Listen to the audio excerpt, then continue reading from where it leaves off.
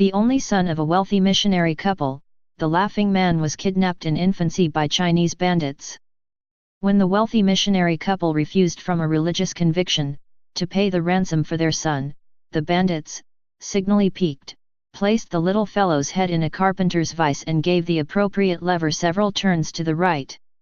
The subject of this unique experience grew into manhood with a hairless, pecan-shaped head and a face that featured, instead of a mouth, an enormous oval cavity below the nose. The nose itself consisted of 2 flesh-sealed nostrils. In consequence, when the Laughing Man breathed, the hideous, mirthless gap below his nose dilated and contracted like, as I see it, some sort of monstrous vacuole. The chief demonstrated, rather than explained, the Laughing Man's respiration method. Strangers fainted dead away at the sight of the Laughing Man's horrible face. Acquaintances shunned him. Curiously enough, though, the bandits let him hang around their headquarters as long as he kept his face covered with a pale red gossamer mask made out of poppy petals. The mask not only spared the bandits the sight of their foster son's face, it also kept them sensible of his whereabouts. Under the circumstances, he reeked of opium. Every morning, in his extreme loneliness, the Laughing Man stole off. He was as graceful on his feet as a cat, to the dense forest surrounding the bandits' hideout. There he befriended any number and species of animals, dogs, white mice, eagles, lions, boa constrictors, wolves. Moreover, he removed his mask and spoke to them, softly, melodiously, in their own tongues. They did not think him ugly. The Laughing Man was one for keeping an ear to the ground, and in no time at all he had picked up the bandits' most valuable trade secrets. He didn't think much of them, though, and briskly set up his own, more effective system.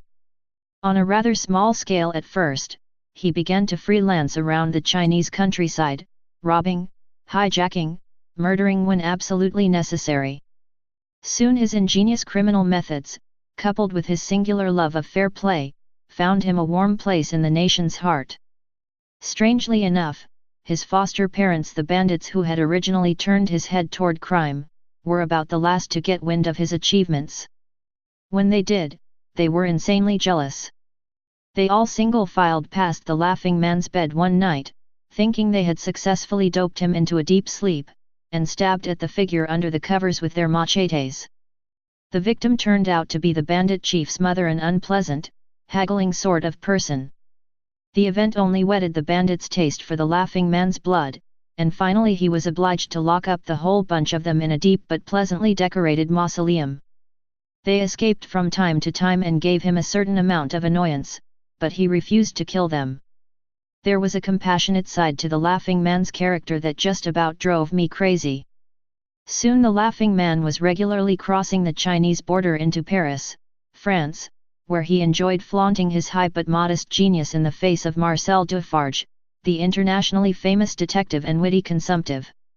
Dufarge and his daughter, an exquisite girl, though something of a transvestite, became the Laughing Man's bitterest enemies. Time and again, they tried leading the Laughing Man up the garden path. For sheer sport, the Laughing Man usually went halfway with them, then vanished, often leaving no even faintly credible indication of his escape method. Just now and then he posted an incisive little farewell note in the Paris sewerage system, and it was delivered promptly to Dufarge's boot. The Dufarges spent an enormous amount of time sloshing around in the Paris sewers. Soon the Laughing Man had amassed the largest personal fortune in the world. Most of it he contributed anonymously to the monks of a local monastery, humble ascetics who had dedicated their lives to raising German police dogs. What was left of his fortune, the Laughing Man converted into diamonds, which he lowered casually, in emerald vaults, into the Black Sea. His personal wants were few.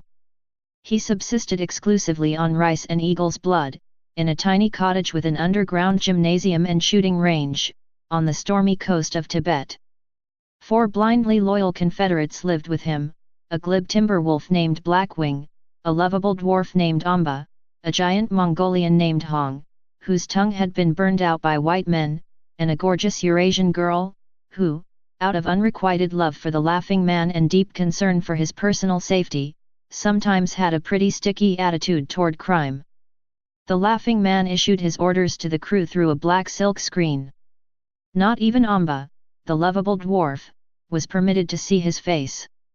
I'm not saying I will, but I could go on for hours escorting the reader forcibly, if necessary, back and forth across the Paris-Chinese border.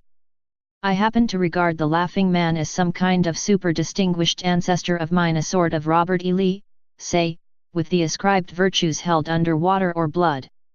And this illusion is only a moderate one compared to the one I had in 1928, when I regarded myself not only as the Laughing Man's direct descendant but as his only legitimate living one.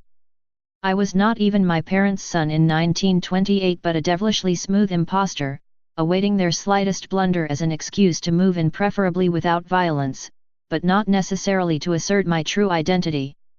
But the main thing I had to do in 1928 was watch my step. Play along with the farce. Brush my teeth. Comb my hair. At all costs, stifle my natural hideous laughter. A flux of circumstances delivered the Laughing Man's best friend, his timber wolf, Blackwing, into a physical and intellectual trap set by the Defarges. The Defarges, aware of the Laughing Man's high sense of loyalty, offered him Blackwing's freedom in exchange for his own. In the best faith in the world, the Laughing Man agreed to these terms. Some of the minor mechanics of his genius were often subject to mysterious little breakdowns. It was arranged for the Laughing Man to meet the Defarges at midnight in a designated section of the dense forest surrounding Paris, and there, by moonlight, Blackwing would be set free. However, the Defarges had no intention of liberating Blackwing, whom they feared and loathed. On the night of the transaction, they leashed a stand-in Timberwolf for Blackwing, first dyeing its left hind foot snow white, to look like Blackwing's. But there were two things the Defarges hadn't counted on: the Laughing Man's sentimentality and his command of the Timberwolf language. As soon as he had allowed Defarge's daughter to tie him with barbed wire to a tree, the Laughing Man felt called upon to raise his beautiful, melodious voice in a few words of farewell to his supposed old friend. The stand-in, a few moonlit yards away, was impressed by the stranger's command of the language and listened politely for a moment to the last-minute advice, personal and professional, that the Laughing Man was giving out. At length, though, the stand-in grew impatient and began shifting his weight from paw to paw.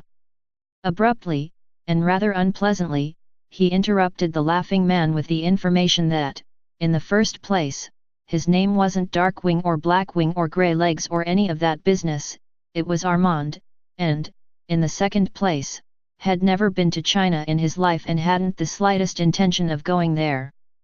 Properly infuriated, the Laughing Man pushed off his mask with his tongue and confronted the Defarges with his naked face by moonlight. MLLE Defarge responded by passing out cold. Her father was luckier. By chance, he was having one of his coughing spells at the moment and thereby missed the lethal unveiling. When his coughing spell was over and he saw his daughter stretched out supine on the moonlit ground, Defarge put two and two together. Shielding his eyes with his hand, he fired the full clip in his automatic toward the sound of the Laughing Man's heavy, sibilant breathing. 4 of Defarge's bullets struck the Laughing Man, 2 of them through the heart. When Defarge, who was still shielding his eyes against the sight of the Laughing Man's face, heard a queer exhalation of agony from the direction of the target, he was overjoyed. His black heart beating wildly, he rushed over to his unconscious daughter and brought her to. The pair of them, beside themselves with delight and coward's courage, now dared to look up at the Laughing Man. His head was bowed as in death, his chin resting on his bloody chest. Slowly, greedily, father and daughter came forward to inspect their spoils. Quite a surprise was in store for them. The Laughing Man, far from dead, was busy contracting his stomach muscles in a secret manner. As the Defarges came into range, he suddenly raised his face, gave a terrible laugh, and neatly, even fastidiously, regurgitated all 4 bullets. The impact of this feat on the Defarges was so acute that their hearts literally burst, and they dropped dead at the Laughing Man's feet. If the installment was going to be a short one anyway, it could have ended there, but it didn't end there. Day after day, the laughing man continued to stand lashed to the tree with barbed wire, the Defarges decomposing at his feet. Bleeding profusely and cut off from his supply of eagle's blood, he had never been closer to death. One day, however, in a hoarse but eloquent voice, he appealed for help to the animals of the forest. He summoned them to fetch Amba, the lovable dwarf. And they did. But it was a long trip back and forth across the Paris-Chinese border, and by the time Amba arrived on the scene with a medical kit and a fresh supply of eagle's blood, the laughing man was in a coma. Amba's very first act of mercy was to retrieve his master's mask, which had blown up against Mlle Defarge's vermin-infested torso. He placed it respectfully over the hideous features, then proceeded to dress the wounds.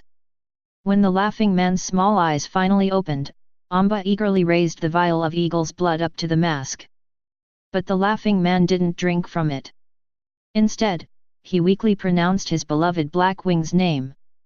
Amba bowed his own slightly distorted head and revealed to his master that the Defarges had killed Blackwing. A peculiar and heart-rending gasp of final sorrow came from the laughing man. He reached out wanly for the vial of eagle's blood and crushed it in his hand. What little blood he had left trickled thinly down his wrist. He ordered Amba to look away, and, sobbing, Amba obeyed him. The laughing man's last act, before turning his face to the blood-stained ground, was to pull off his mask. The installment ended there. A few minutes later, the first thing I chanced to see was a piece of red tissue paper flapping in the wind against the base of a lamppost. It looked like someone's poppy petal mask. I arrived home with my teeth chattering uncontrollably.